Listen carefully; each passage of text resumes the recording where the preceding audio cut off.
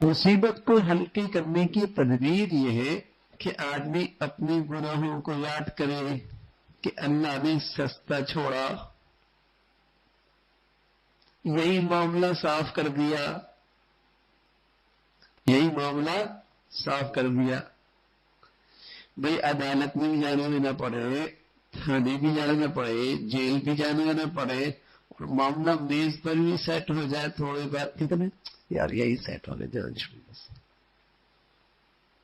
یہی سیٹ ہو گئے، ہاں تو یہ خیال کر لے دیا کہ اس سے تو بہت کچھ ہو سکتا تھا،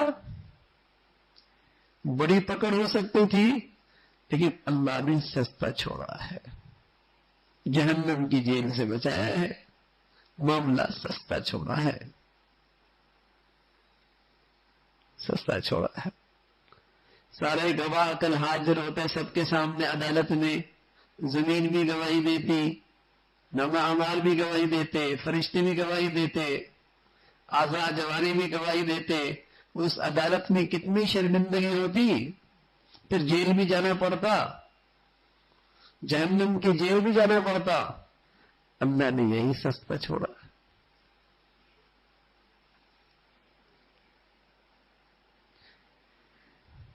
آسان معاملہ کر دیا کہ اس شرمندگی سے، اس مصیبت سے بچا لیا۔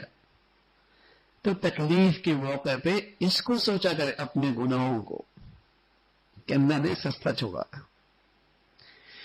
مصیبت کے ثواب کو یاد کریں۔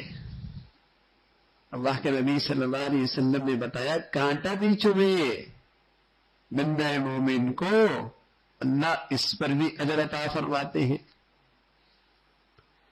اجرہم بغیر حساب، سب کو تو اللہ گن گن کے دیں گے، اس عمل کا اتنا، اس عمل کا اتنا، اس عمل کا اتنا، لیکن مصیبت پر صبر کرنے والے کو اتنا دیں گے کہ وہ حساب کوئی نہیں۔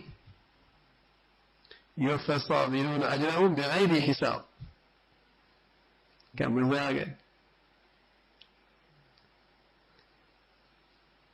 تو اس سے مصیبت ہلکی ہو جاتی ہے، اس کو سوچے۔ بس اوقات ہم کسی مصیبت زدہ کے پاس جاتے ہیں، اسے اور پریشان کر دیتے ہیں، انہیں بڑے کمزور ہو گئے ہو، کس مصیبت میں چلے گئے ہو، اور ایسی دکھ بھری اس کہانی اس کے سامنے پیش کرتے ہیں، بیچارہ اور پریشان ہو جاتا ہے۔ تھانے رحمت اللہ فرمایا کرتے تھے، بھائی مریض کے پاس جاؤ تو یوں کہ آج تو آپ کا چہرہ بڑا اچھا لگ رہا ہے، تمہارے یہ کہنے میں کیا آ رہی ہے؟ اس کا حوصلہ بڑھ جائے گا، آج تو بڑے اچھے لگ رہے ہو،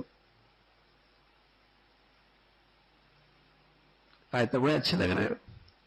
اور سچ بات ہے، مومن کے لیے کیا مصیبت ہے بھائی دنیا میں، کمائی ہی کمائی ہے۔